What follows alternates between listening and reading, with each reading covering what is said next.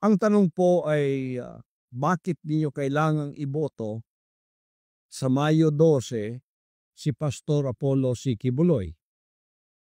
Boto po ninyo sapagkat gusto ko pong kayo ay makaranas ng isang bansa na malaya sa korupsyon at malaya sa mga opisyal na nang-aabuso ng kanilang kapangyarihan at awtoridad na ipinagkaloob sa kanila.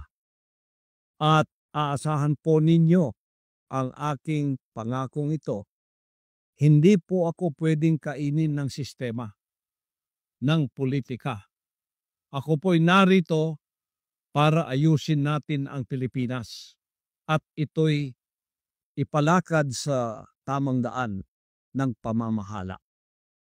Kaya maasahan po ninyo ang aking pangakong ito na hindi magbabago